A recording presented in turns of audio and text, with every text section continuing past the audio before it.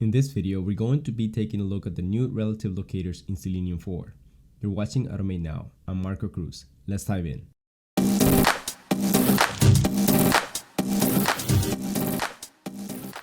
Relative locators allow us to find elements based on a starting point. And we have 5 different methods for doing so, as we can see here on the screen. Now let's take a look at how we can use these. And here I have a sample application. This is a simple page with an image, some text, and 2 buttons. And the first thing that we need is this static import. Now let's take a look at how we would find this image right here. First, we can begin by finding this text right here. And here I have created a web element which locates this text. Then I'm finding the image by using driver.findElement, and then we have this method called with. And here we pass in a by locator. And we can say by.tagName. And we can pass in the HTML tag for this image. And lastly, we say dot above, and we pass in the locator for the first element that we found, which was the text. So we're saying find an image element that is above this text. Now, what if we wanted to find this text?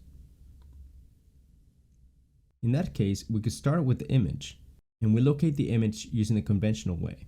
Now, to locate the text, we say find the element which has a tag name of span that is below the image. And this is the method that we use, below. And the examples I'm giving here is using by.tagName, but you can use anything you want here. For example, by ID, by class name, by CSS, etc. Now let's take a look at another one. In this case, let's say that we want to find this OK button. We can begin with the cancel button. Once we find that, we can say find the element that has a tag name of button that lies to the left of the cancel button. And similarly with the cancel button, we can first find the OK button. Once we have that, then we can say find the element with tag name button that lies to the right of the OK button. And the last method that we have is called near. And this one allows us to find elements that are near a specific element. Let's say, for example, that we want to locate this text. We could start with the cancel button. And once we locate the cancel button, we can say find the element with the tag name of span that lies near the cancel button. And whichever element has the tag name of span, then it's going to locate that element. And keep in mind that this is looking at elements that are at most 50 pixels away from the starting element. I think it's time for some coding examples. And the example I'm going to be showing you is going to use the automateNow.io website. We're going to navigate to the sandbox page. And then we're going to scroll down to this button that says click events. When we click that, we land on this page. And this page contains these 4 buttons. When I click one of these buttons, we can see some text on the screen, like this. Now we're going to use relative locators to find these buttons. Let's go to the code. And I have created this class called Relative Locators. I also have a before method that is going to navigate to the click events page. Now we're going to write a test here. And we're going to begin by using the below strategy. So we're going to first locate this element that says cat, and we're going to find this element that says pig by saying find this element called pig that is below the cat element. So here we're going to say WebElement cat is equal to driver dot find element by dot. Let's go get a locator for this element. I'm going to right click this and say inspect. And here I'm just going to use this text to locate this element. So we can say by dot xpath / button where the text is equal to cat. So this is going to locate the cat element. Now with that information, we're going to click this element that says pig.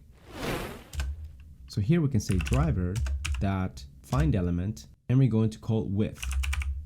And we need to import this method. So I'm going to hit Alt Enter on the keyboard and say import static method. And this comes from this package here. Now I'm going to say tag name. And let's look at the tag name for this pig element. We can see that the tag name is button. So we're going to enter button here. And then we're going to say dot below. And we said that this element is below the cat element. So all we need to do is pass in the cat element here. And now we can click this element by saying dot click. Let me put a breakpoint here and run this in debug mode.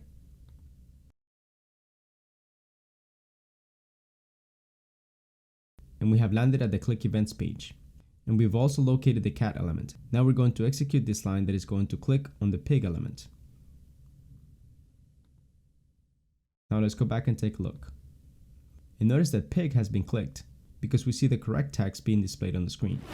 So that time we use the below method. Now let's use the above method.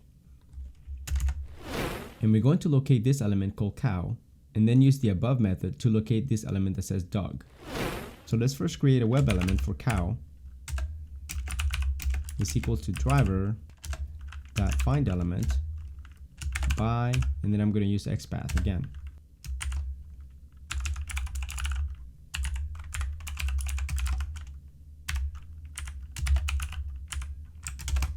Once we have the cow element, we're going to click at the dog element. So let me just copy this and paste it here. And here we're going to say find the element with the tag name button that lies above the cow element. So I need to change this to cow, and we're going to click it. Let me comment this out, and I'm going to run this in debug mode so we can see it.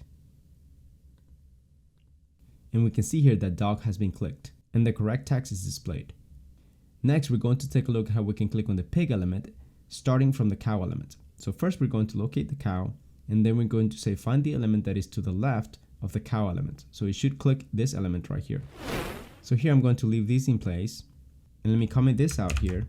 And this time we're going to find the element that is to the left of the cow element. So if I copy this, paste it down here, all I need to do here is to change this method right here called above, and we're going to say toLeftOf cow. So we find the cow, and then we're saying find the button that is to the left of the cow button, and we're going to click that. Let's rerun this.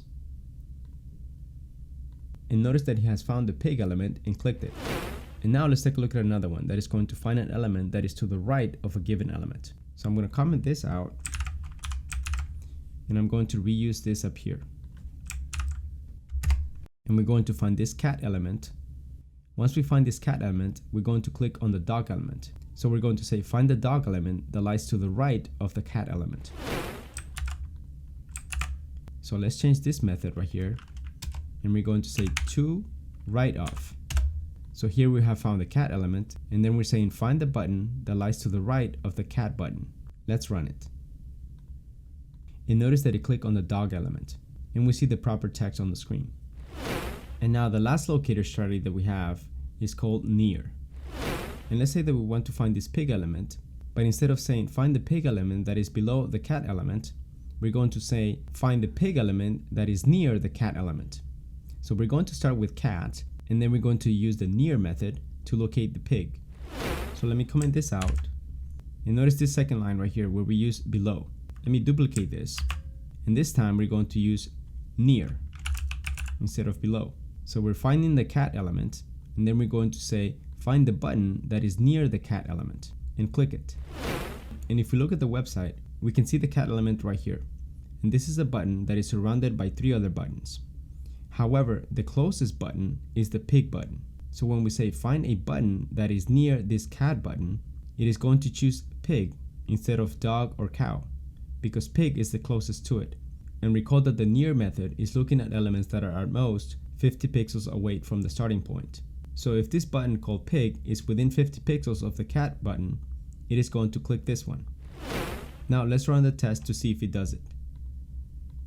And when we see the result, we see that pig has been clicked. Thank you for watching. I'll see you in the next video.